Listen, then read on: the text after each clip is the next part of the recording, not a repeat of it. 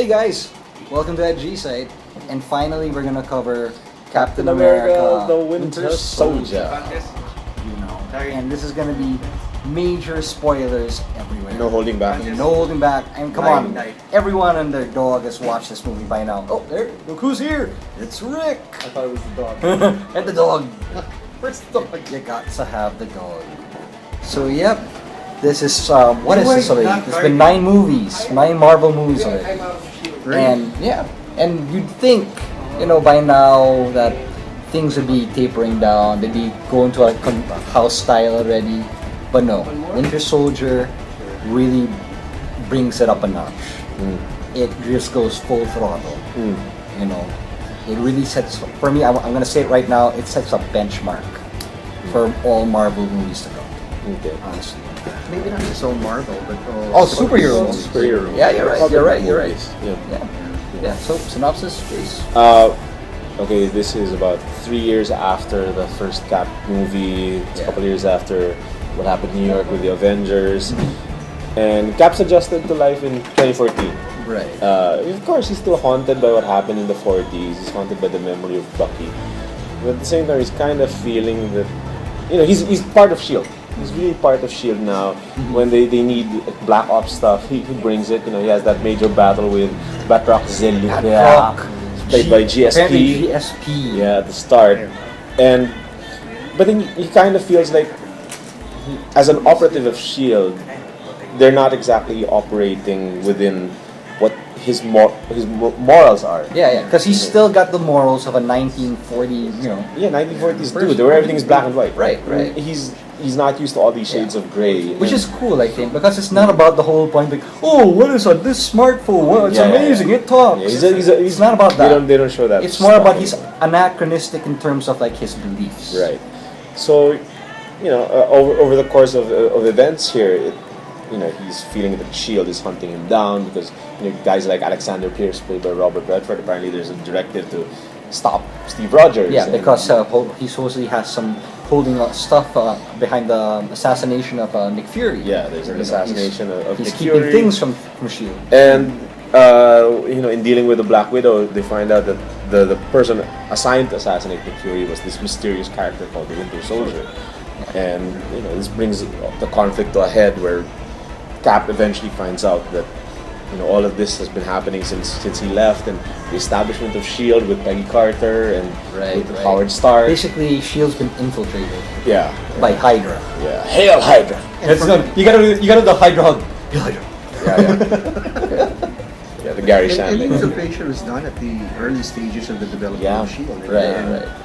So as they laid the foundation for S.H.I.E.L.D., then the infrastructure. Right. And I like how they make it a reflection of like how in World War II they recruited German scientists. Yes, that's true. To the Americans. Like Arnim Zola. Arnim Zola. Yes.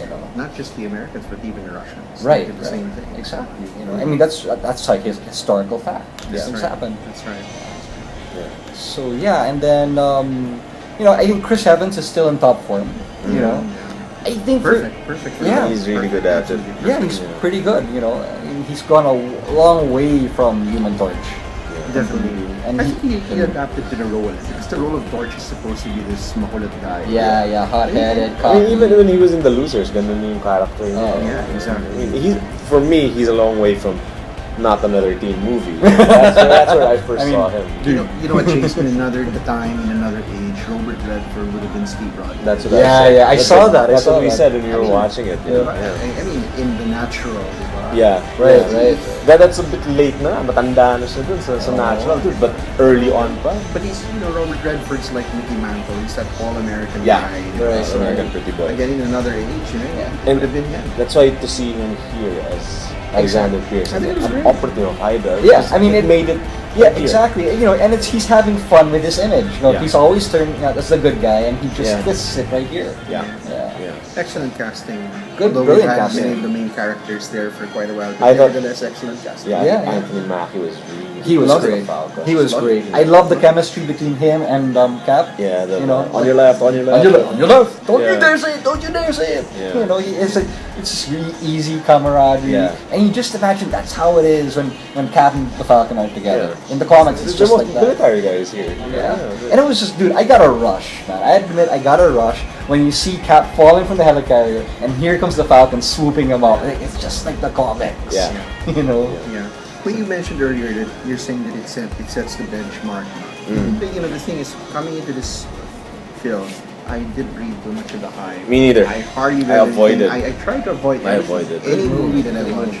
I want to go into it not knowing much. So, I parang surprised me. Di ba? Yeah. Parang sabi sa Ratatouille, di ba? Right, Surprised right, me. yeah, yeah. Something like that. No? So, I was pleasantly surprised how darn good it was. I loved the first film, the first Avenger. I loved it. But this was even 10 times better. Here's the challenge for me, right? I actually heard all the reviews. I read the reviews. I heard the buzz. And when you watch the trailer, you can already tell what's gonna happen. And despite knowing all these things, I still enjoyed it. I mean, that's a testament of a really good movie. That even if you know everything about it, Right. you still get a kick out of it. But Yeah. dude, the trailer was an understatement. It did not fully Yeah. communicate what the movie was, and it was awesome. I mean, alam mo na sa trailer lang yan. Oh, Pero parang, You pag didn't think it nabuo would mo, be that good. di ba? I thought the pacing was good. The fight scenes were amazing. But Up close, the utilization of the shield. You know, I've been yeah, saying it how he recently. used it. The second Thor movie, they really used Mjolnir a lot. Right. Used it well. Here, they used the shield so well. But siguro we should have seen this coming because the second film, Spider-Man, everything's been very, very good. But this sequel takes it to another level, Yeah. diba? In terms of, you know, the pacing, Yep. the script. You know, it's not too serious. There's humor here and there. There's a spice bit of there. a bit of darkness, but it's not too gritty. You know. And you know, we spoke about it in our last review session. I'm not a big Captain America fan. Right. You know, I mean, I know enough of the legend and stuff, but I always picture him as kind of white bread, milk toast kind of character, Like Superman. like Superman. Yeah, exactly, yeah. exactly, like Right. Superman. But like I said, you know, there are more memorable Superman stories. Yet when I saw this, you know, I kept going. You know, we were watching and you're like, whoa. Right. There are so many times I went like that, and at the end of it, I was like. Yeah, James, I think this is up there with Iron Man for me as my favorite Marvel movies ever. Iron Man 1, and Yeah. this is right up Right, there. right, It right. leaped over everyone else. Yeah. It's like a friend of mine, Vinny, says it felt like a 70s action movie. That's that's the vibe Which they is were going great. for. You know, 70s action movie. that's the vibe they were Credit going to the Russo brothers. Yeah. I mean, you know, they were talking about like they were very influenced by Three Days of the Condor, French you know, Connection. all the President's Men. Yeah. It's all, you know, they feel the influence of the whole 70s paranoia thriller, Yes. political paranoia Yes. thriller. It's part of this movie. You know, the whole point of don't trust anyone.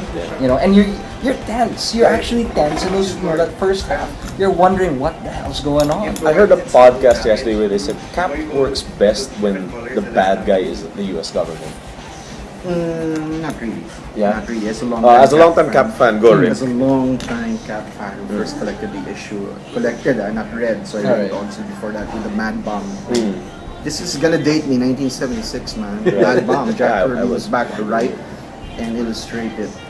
And as a long-time Cap fan, you know what you said, I agree.